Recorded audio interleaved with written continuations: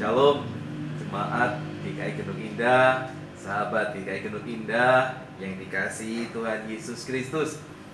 Kita berjumpa kembali pada malam hari ini dalam Sapa Malam Gembala. Biarlah ini boleh menjadi sesuatu yang menguatkan kita di tengah-tengah pandemi COVID-19.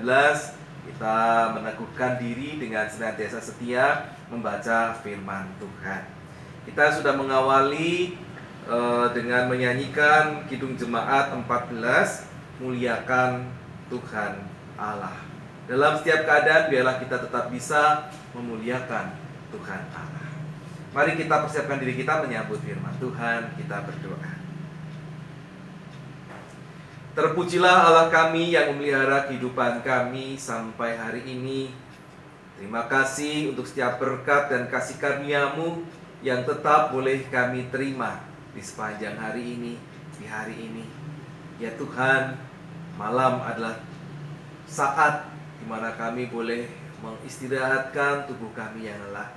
Tapi sebelum kami bercengkrama dengan keluarga dan kemudian mengistirahatkan tubuh kami yang lelah, kami rindu untuk mendengarkan sabda firman-Mu.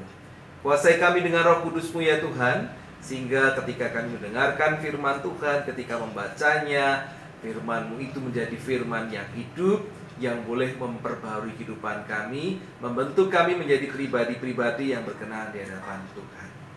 Karena itu ya Tuhan, berfirman-Lah, anak-anak-Mu sedia mendengarkannya. Demi Yesus Kristus Tuhan. Amin.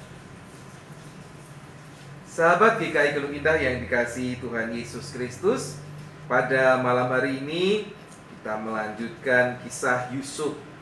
Kali ini di pasal 37 ayat 12 sampai dengan 20. Yusuf dijual ke tanah Mesir, tetapi belum sampai peristiwa itu. Hanya sebagian karena kita baru membacanya sampai ayat 20. Demikian firman Tuhan. Pada suatu kali, pergilah saudara-saudaranya menggembalakan kambing domba ayahnya dekat Sikem. Lalu Israel berkata kepada Yusuf, "Bukankah saudara-saudaramu menggembalakan kambing domba dekat Sikem? Marilah engkau kusuruh kepada mereka." Sahut Yusuf, "Ya Bapa." Kata Israel kepadanya, "Pergilah engkau melihat apakah baik keadaan saudara-saudaramu dan keadaan kambing domba, dan bawalah kabar tentang itu kepadaku." Lalu Yakub menyuruh dia dari lembah Hebron, dan Yusuf pun sampailah ke Sikem. Ketika Yusuf berjalan ke sana kemari di padang, bertemulah ia dengan seorang laki-laki yang bertanya kepadanya, "Apakah yang kau cari?" Sahutnya, "Aku mencari saudara-saudaraku. Tolonglah katakan kepadaku, di mana mereka menggembalakan kambing domba." Lalu kata orang itu, "Mereka telah berangkat dari sini. Sebab telah kudengar mereka berkata, marilah kita pergi ke Dotan." Maka Yusuf menyusul saudara-saudaranya itu, dan didapatilah mereka di Dotan. Dari jauh ia telah kelihatan kepada mereka. Tetapi sebelum ia dekat pada mereka, mereka telah bermufakat mencari daya upaya untuk membunuhnya. Kata mereka seorang kepada yang lain, "Lihat, tukang mimpi kita itu datang. Sekarang marilah kita bunuh dia, dan kita lemparkan ke dalam salah satu sumur ini.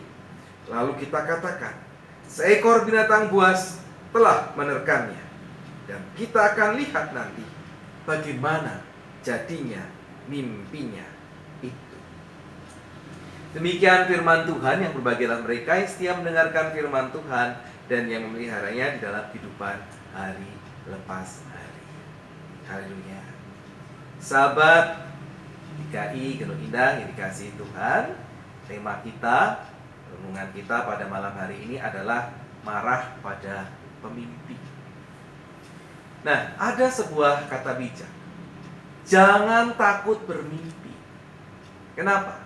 Karena kesuksesan lahir dari sebuah mimpi. Mimpi itu bisa diartikan sebagai sebuah cita-cita. Tetapi bagi Yusuf, Mimpi adalah apa yang dilihatnya, apa yang ditemuinya, dijumpainya selagi ia tidur. Dia bermimpi ada berkas gandum berdiri tegak, disembah berkas-berkas gandum kakak-kakaknya. Ataupun yang kemudian dia bermimpi ada matahari, bulan, ada 11 bintang menyembah kakinya. Nah, itu adalah mimpi Yusuf yang dilihatnya di dalam tidur. Tetapi bisa juga sesungguhnya itu menjadi cita-cita dari Yusuf untuk menjadi seorang pemimpin. Apa yang salah dari mimpi-mimpi itu? Lawong cuma mimpi, lawong cuma punya cita-cita. Kok sampai pada bacaan kita pada malam hari ini, Yusuf direncanakan untuk dibunuh. Ya. Alasan terbesarnya apa sih? Alasan terbesarnya adalah satu, marah karena rasa iri hati. Di ayat 11 dikatakan, maka iri hatilah saudara-saudaranya kepadanya. Juga di ayat 4, maka bencilah mereka itu kepadanya dan tidak mau menyapanya dengan ramah. Ada rasa iri hati, ada kebencian. Benci itu karena ya dulki itu ya. Nah, itu yang kedua. Yang kedua itu marah karena dia sering diwadulke kejahatannya selama menggembala. Itu di ayat 2. Kalau kita lihat di sana ayat 2 berarti yang bersama-sama dengan Yusuf pada waktu itu, yang sering bersama-sama dengan Yusuf menggembalakan domba adalah Dan, Naftali, Gad, dan Asyer. Karena di sana dikatakan anak-anak saudara-saudaranya dari anak-anak Bilha dan Silpa itu adalah Dan, Naftali, Gad, dan Asyer. Sering mereka begitu.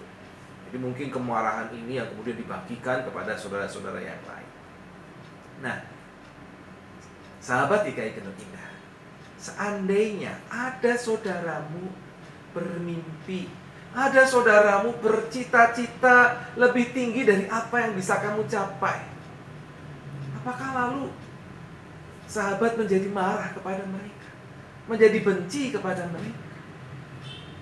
Enggak tuh ya. Tapi ya ini, anak-anak Yusuf justru marah. Kesannya adalah kalau ada mereka yang baru saja bermimpi lebih besar, jangankan bermimpi, kalaupun mereka berhasil mendapat posisi yang lebih tinggi, ya gak usah marah, gak usah itu. Sebaliknya apa harus dikerjakan? Dukung mereka supaya mereka boleh bisa mencapai apa yang mereka impikan. Maka kalau sudah berhasil, ya disyukuri, diberikan selamat. Keberhasilan saudara kita bukankah juga menjadi kebahagiaan kita? Seharusnya janganlah menjadi sama seperti anak-anak Yakub, kakak-kakak dari Yusuf. Kita bisa menjadi saudara yang lebih baik. Lakukanlah. Amin. Mari kita berdoa pada Tuhan. Ya Tuhan Allah kami yang di surga, sungguh sangat mengenaskan, mengerikan bila ada dalam sebuah keluarga karena sebuah mimpi dari anggota keluarga atau dari keberhasilan dari salah seorang saudara menjadikan orang lain kami marah, menjadikan saudara yang lain benci, iri hati. Sungguh sangat menyedihkan. Tuhan tolong supaya di tengah keluarga kami tidak terjadi itu. Kami pun menjadi pribadi-pribadi yang justru mendukung cita-cita harapan saudara-saudara kami yang lain. Kami boleh bersyukur dan berbahagia atas keberhasilan mereka. Jangan jadikan kami sebagai pribadi yang gampang iri hati, gampang marah.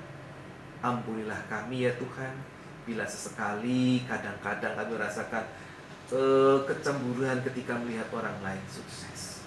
Tapi biarlah melalui firman Tuhan pada malam hari ini kami diingatkan, jangan iri, jangan marah. Itu sangat mengecewakan dan mengerikan. Dalam Tuhan Yesus Kristus, kami mohon peliharaan Tuhan, sehingga keluarga kami pribadi menjadi pribadi-pribadi yang baik, yang berkenan di hadapan. Di dalam Tuhan Yesus Kristus. Amin. Mari kita mengakhiri Sapa Malam Gembala pada malam hari ini. Kita nyanyikan Kidung Jemaat 14, baitnya yang ketiga.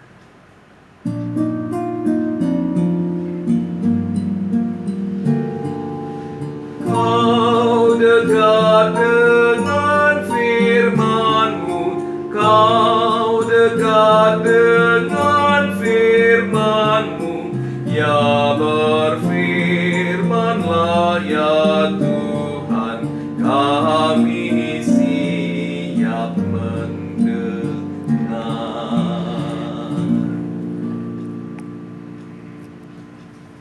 Tuhan memberkati. Amin.